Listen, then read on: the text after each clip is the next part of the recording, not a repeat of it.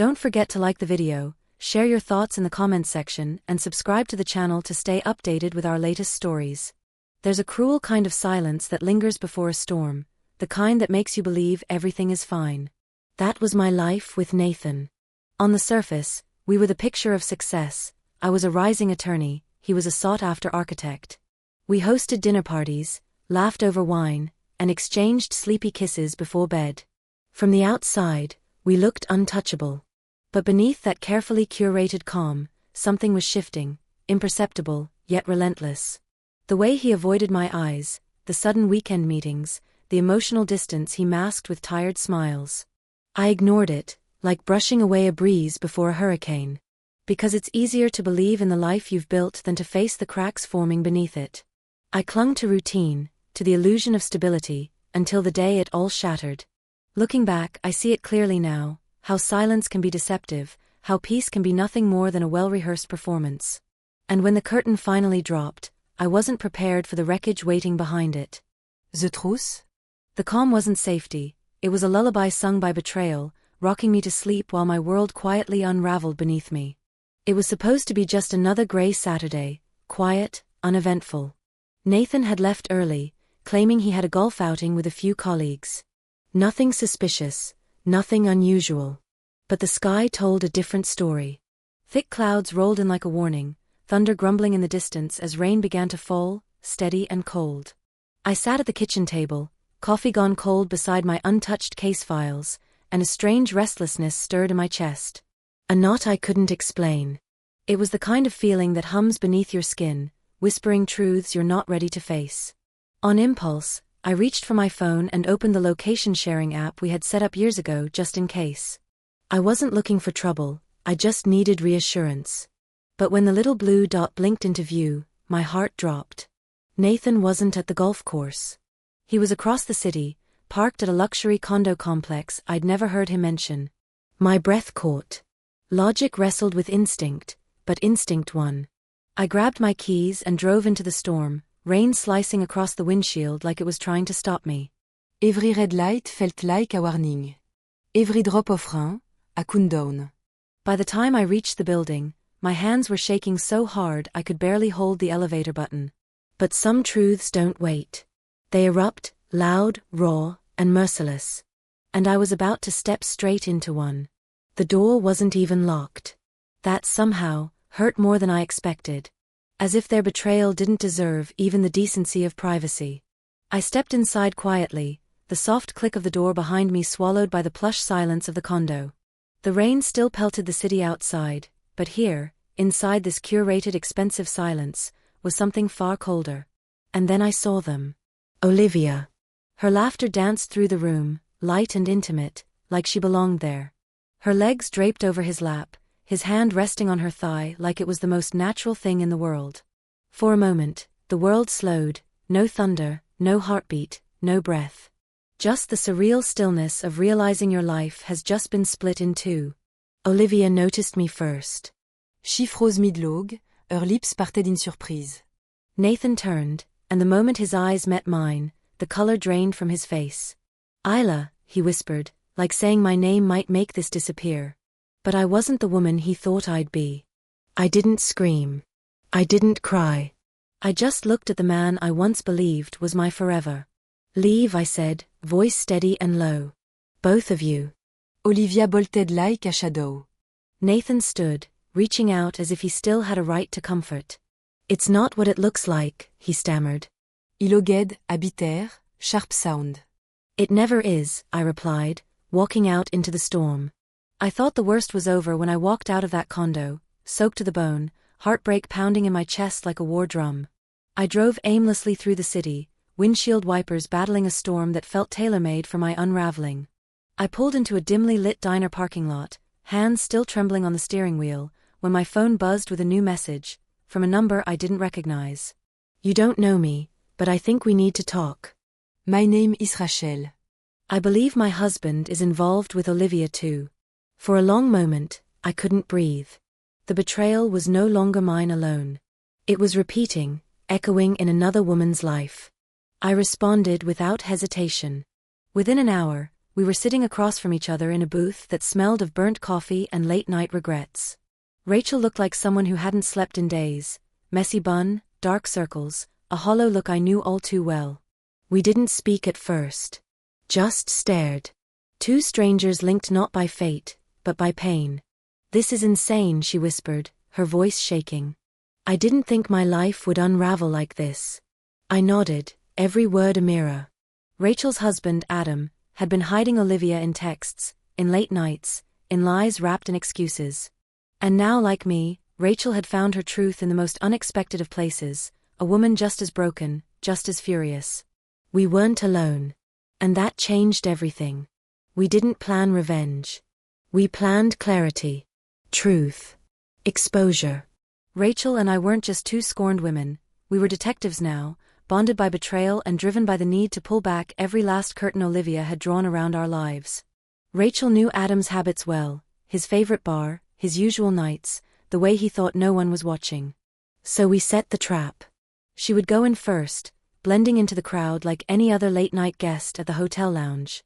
I waited outside in my car, heart racing with each passing second, fingers cold despite the heater blasting. It was the kind of tension that coils in your chest and refuses to let go. 2 hours passed. Then a single message lit up my phone: "She's here." With Adam. My stomach turned. My fingers hovered over the screen, barely able to respond. With Caleb too. The word it like a sledgehammer. Olivia hadn't just lied to us. She'd played both men at once. I walked into the bar with my pulse pounding in my ears, the room dim and glittering with soft jazz and laughter. And there they were, Olivia and Adam at the corner booth, bodies leaning in close, smiles soaked in familiarity. The same smile I'd seen on her face with Nathan. Rachel appeared at my side like a shadow, voice low. "She's still doing it." I nodded, numb but resolute. "Then it's time we stop her." That night, the game changed. And we were no longer the ones being played.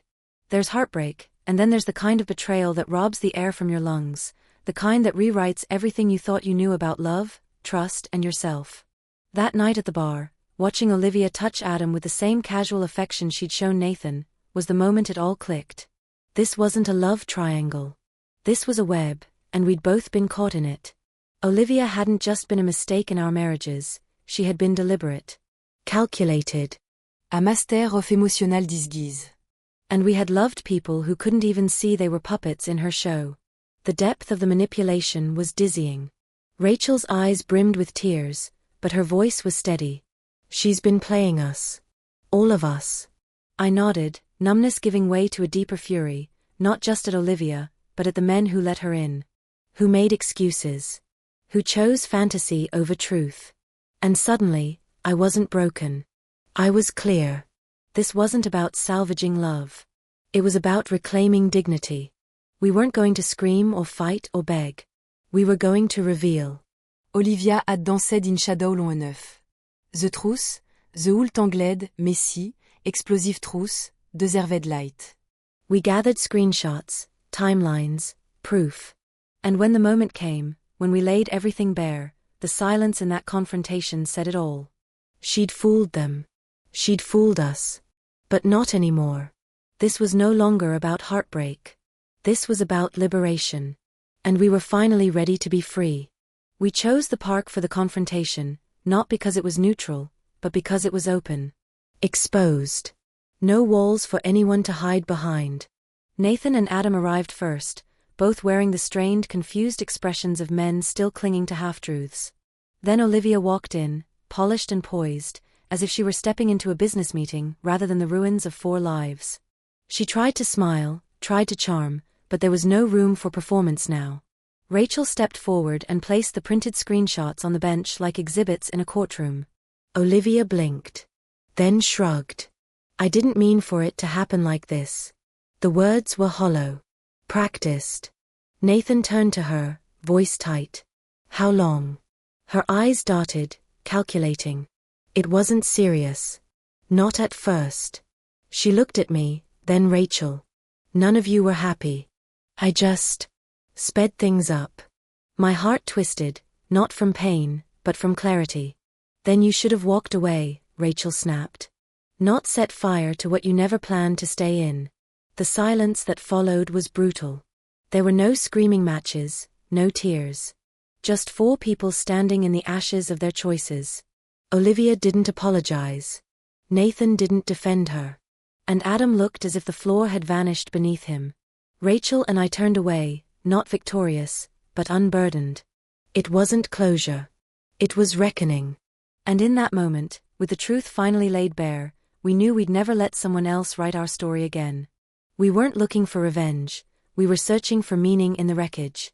After the confrontation in the park, Rachel and I found ourselves staring at a simple truth: Olivia hadn't just harmed us. She had a pattern. A strategy. A way of slipping into people's lives, charming her way past defenses, and leaving destruction in her wake. And we weren't her only casualties. That realization haunted us. So we did what lawyers and marketers do best: we built something. A blog. Anonymous, quiet, and unflinching. A place for women to share stories of emotional manipulation, of trust twisted and broken by people who wore masks. At first it was just our story. Our names changed, details blurred, but within days, submissions began to pour in. Different cities. Different timelines. But the same calling card: Olivia. The same charisma, the same gaslighting, the same spiral of confusion and isolation. She hadn't stopped. She just moved on. What started as healing became a beacon. We weren't shouting her name to ruin her life. We were creating space for the truth to breathe.